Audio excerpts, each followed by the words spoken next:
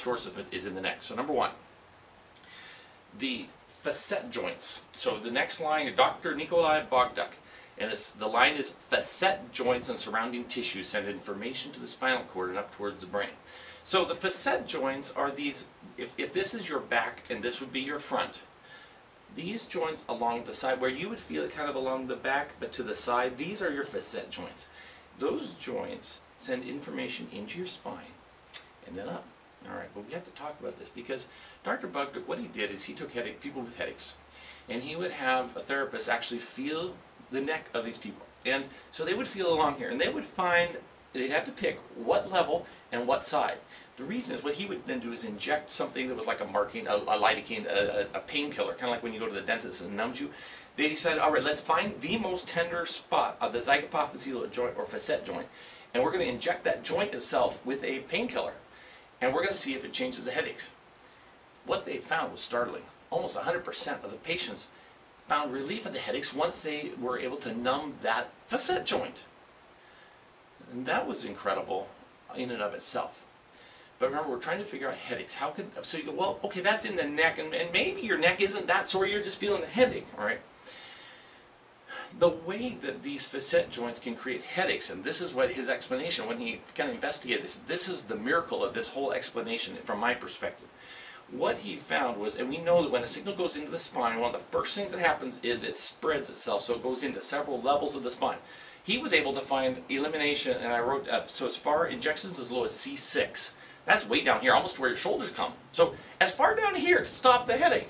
All right, so how in heaven's name can that happen?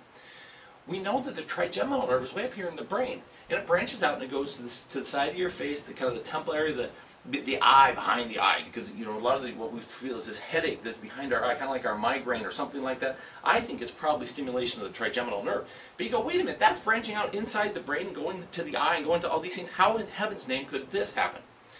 What we now realize is the trigeminal nerve is actually up here, and it is a cranial nerve, but it sends cell nuclei. That means cells of that trigeminal nerve go down as far as the third level in your neck. It's actually within the spinal cord area. And guess what? The information from these facet joints, when it goes into the spine and is going up to the brain, it passes right next to the column where those cells are from your trigeminal nerve. And this is what we think is happening, is there's a spillover, because there's an abnormal joint information is going into the spine and it's spilling over into the trigeminal nerve and triggering that headache. And it feels like it's here because it's those cells that are being stimulated. The body's perception of it depends on the stimulation of the nerve. That influences our body's perception. It's just like if someone has their arm cut off in an accident, they might still feel like they want to scratch their fingers even though their fingers aren't there anymore. The pathways are in the nerve system. So if we trigger the pathway in the nerves, you will have the headache and it will feel like it's here, it's behind the eye, even though it's actually coming from the facet joint. You won't be able to tell the difference because it triggers the pathway. And when the pathway is triggered, that's what it does. Now, one other line that I have in that section 1 is the trigeminal nerve is the 5th cranial nerve. So if you want to do a little bit more investigation, go on the internet and start looking at this, and you'll see that what I'm saying is true.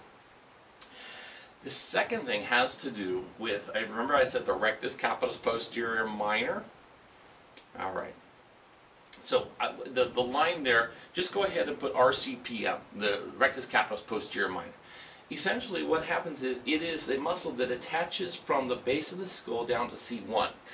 And on the handout, go to the second page and you'll see this, what I'm talking about here. There is an extension of that muscle that we just thought it was here. And all anatomy texts for 400 years have talked about this muscle just its connection from bone to bone. Some dental anatomists of all things are the ones who made this discovery. And it's rare that an anatomy discovery is found nowadays. And they discovered because they happened to dissect a cadaver from a different angle. And they found this, and that's been verified on the Virtual Human as well. So anyhow, so this is kind of interesting. So it goes in and attaches. Now we know that the brain itself isn't sensitive to pain, but the lining around the brain is exquisitely sensitive to pain. And what we're coming to realize is, wait a minute, if you get a spasm up here, and this is under the skull, so you know what we've been calling tension headaches? Probably have to do with this rectus capitis posterior minor and the extension of that muscle into the attachment of the spinal the spine lining, basically. What we think is happening is in a normally functioning body, that acts like a dampening. Now, because when we bend our head forward and backwards, we don't want our spine to crumple. The spinal cord, we want it to stay at a basic, a good amount of tension as we move our neck in forward flexion extension. That probably acts like a dampening effect, so that it keeps the tension equal. Well, what happens if there's a spasm here and it goes into contraction? It may actually chronically be pulling on that area, putting tension into your spine and causing a feeling of headaches. And probably what I think is happening is the people who are diagnosed more with the tension headaches probably actually have this as one of their major causes. This is why you want to go to chiropractor. Now, medically, now that this has been discovered, sometimes they're going in and they're clipping, they're cutting that attachment.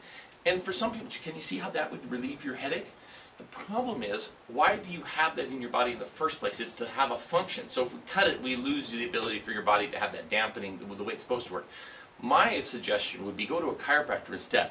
Let's get this fixed so that your body will function the way it's supposed to, and you won't have the headaches. I mean, it's like a win-win scenario. Until you get this taken care of, you won't be able to really function the way you're supposed to. So those are the two things. I would like to encourage you to consider chiropractic. Headaches are one of the most gratifying conditions that we see in our office, and I would love to introduce you to chiropractic. Or if you're watching this from somewhere around the country or the world, find yourself a chiropractor who is conversant with these ideas. Make sure that they understand these and are aware of them. I guess in conclusion, what I would like to tell is I'd like to tell the story I was reading a few years ago about the story of the Titanic. And we all know what a tragedy that was, how many people lost their lives.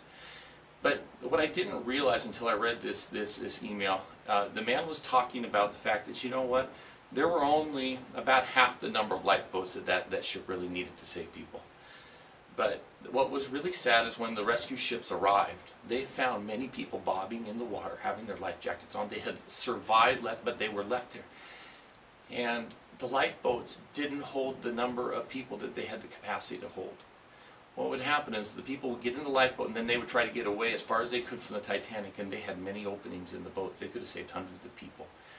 As far as we know, there was only one of those rescued, one of those lifeboats that went back and took on 6 more people, and they were saved. And so here's, you're learning this information. I guess the question would be, are you going to find this and be selfish about it and just keep this and maybe say, oh, that's great information, or are you going to act on it? And not only for yourself, but if you know somebody in your life who's struggling from headaches, and they're going to the doctors, they're trying hard, and their life is being ruled by these headaches, please turn your lifeboat around, go and get them, pull them into the life raft, take them to a chiropractor. Let's help them find relief for their headaches and get their life back. So I'm Dr. David Day from Portland, Oregon. Thank you so much for listening. Have a great day.